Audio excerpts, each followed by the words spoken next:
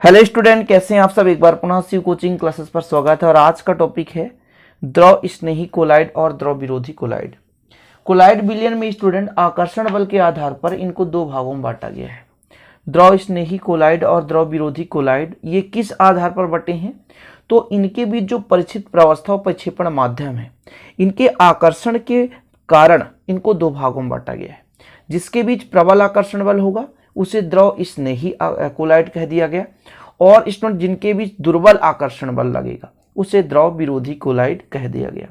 क्योंकि आपको पता है जो कोलाइड विलयन है दो भागों से मिलकर बना होता है, एक तो परिचित प्रावस्था और दूसरा परिक्षेपण माध्यम। परिचित प्रावस्था का अर्थ होता है स्टूडेंट जिसको हम मिला रहे हैं, परिक्षेपण माध्यम का अर्थ होता है जिसमें हम मिला रहे हैं। चीजें समझे। परिचित प्रावस्था का मतलब जिसको हम मिला रहे हैं, परिक्षेपण माध्यम का मतलब जिसमें हम मिला रहे हैं। तो एक परिचित प्रावस्था हो गया, एक परिक्षेपण माध्यम हो गया। जब ये दोनों आपस में मिलते हैं तो एक विलयन का निर्माण करते हैं, और वही यहाँ पर स्टूडेंट कोलाइड विलयन, निलंबन या आपको बताया था वास्तविक विलयन का निर्माण होता है। तो यहाँ पर जो विलयन कोलाइडी तंत्र को दो भागों में बांटा गया, ये परिचित प्रावस्था और परिक्षेपण माध्यम के बलों के आधार पर। तो पहले हम थोड़ा सा इसका परिभाषा चर्चा कर लेते हैं स्टूडेंट, इसके बाद इसका डिफरेंस देखेंगे। एग्जाम में सीधा क्वेश्चन आता है द्रव स्नेही कोलाइड और द्रव विरोधी कोलाइड की तुलना कीजिए। तो आप सिंपल तरीके से 5 से 6 पॉइंट लिख देंगे। बहुत आसान है, वीडियो को अंत तक देखते रहें। तो पहले आप थोड़ा सा द्रव स्नेही कोलाइड विलयन की परिभाषा समझें कि ऐसे विलयन जिनके परिचित प्रावस्था और प्रक्षेपण माध्यम के जो बीच आकर्षण बल होता है वो पर्याप्त आकर्षण बल होता है तथा एक दूसरे के संपर्क आते ही ये कोलाइड विलयन बना लेते हैं। ठीक है ना। यानी परिचित प्रावस्था प्रक्षेपण के माध्यम के पास आते ही कोलाइड विलयन के रूप में ये परिवर्तित हो जाता है। जैसे गोंद हो गया, स्टार्च हो गया और जिलेटिन हो गया।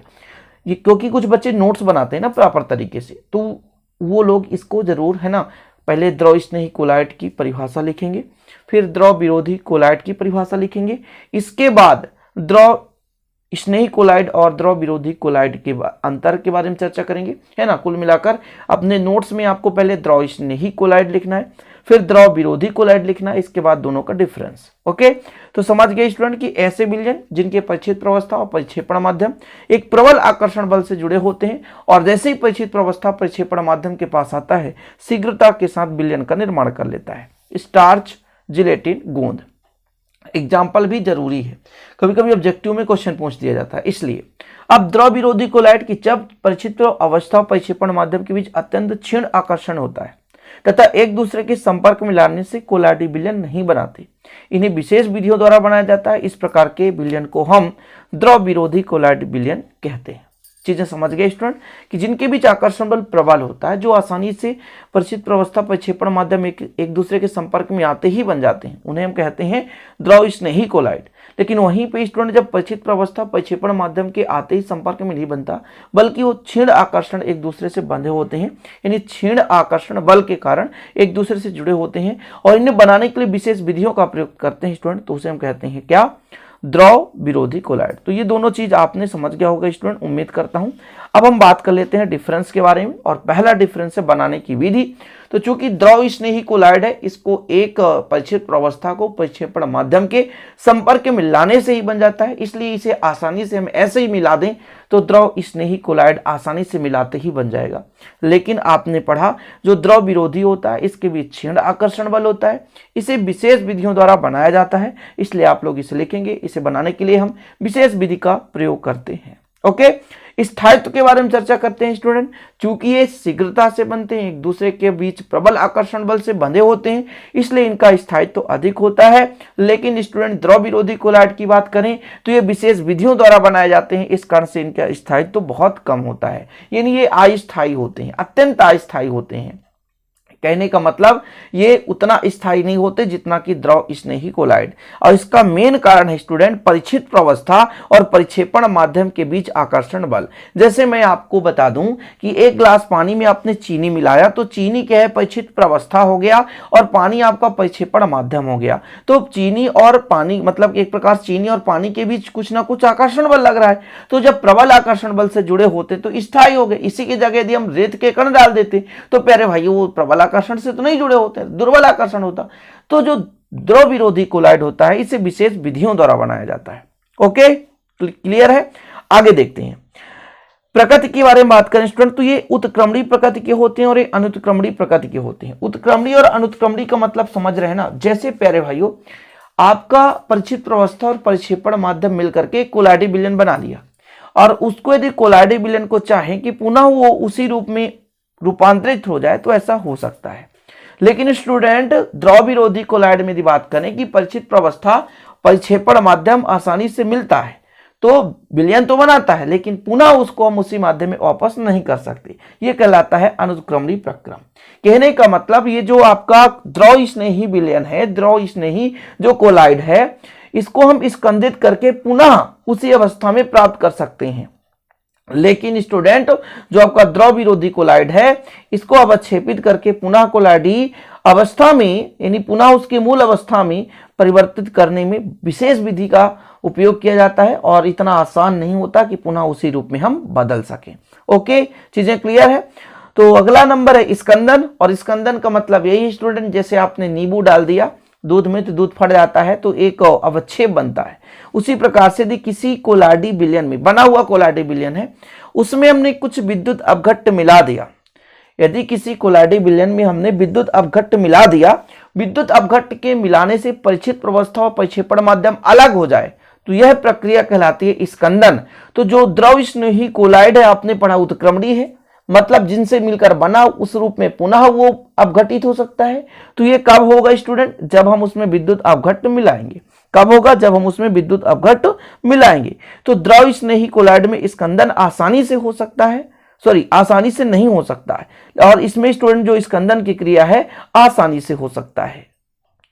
और इसका मेन फैक्ट है स्टूडेंट आकर्षण बल, जो जितना ज्यादा आकर्षण बल से बंधे रहेंगे उसका स्कंदन उतना ही आसानी से नहीं होता, ठीक है। और जो स्टूडेंट आकर्षण बल जिनके बीच कम रहेगा उसका स्कंदन उतना ही आसान होगा, यानी द्रव विरोधी में कम आकर्षण बल होता है तो स्कंदन आसानी से हो जाता है, ठीक है। टिंडल प्रभाव, टिंडल प्रभाव का मतलब क्या होता है स्टूडेंट, जैसे आप लोगों ने देखा होगा कभी आपके मतलब कच्चे घरों में छोटे से छिद्र से स्टूडेंट रोशनी आती है तो उसमें छोटे छोटे कण आपको इधर से उधर टेढ़े मेढ़े गति करते हुए नजर आते हैं, शायद आपने देखा होगा, यदि नहीं देखा तो देख लीजिएगा।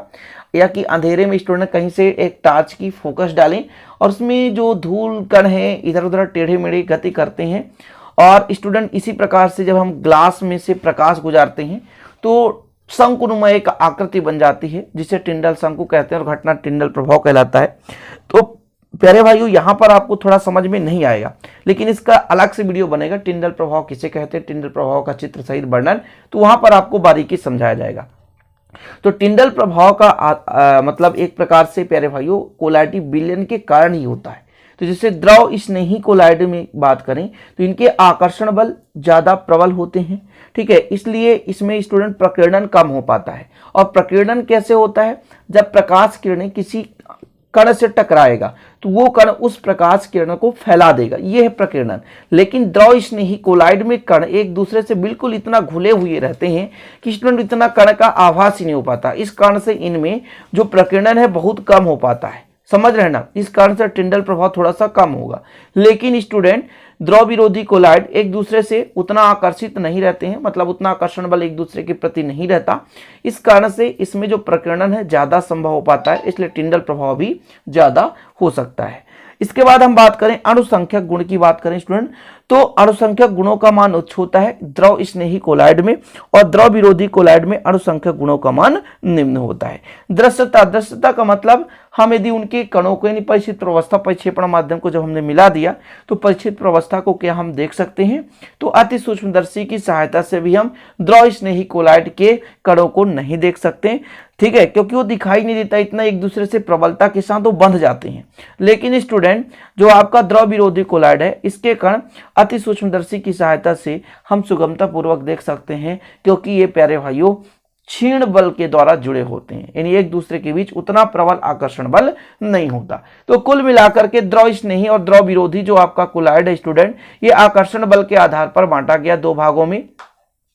कि जैसे परिचित प्रवस्था और परिक्षेपण माध्यम को आपस में मिलाते हैं तो एक कोलाइडल विलयन का निर्माण होता है। परिचित प्रवस्था मिलाने वाला पदार्थ होता है, परिक्षेपण माध्यम जिसमें हम मिला रहे होते हैं, जैसे शक्कर को मिला रहे हैं पानी में तो शक्कर परिचित प्रवस्था और पानी आपको परिक्षेपण माध्यम।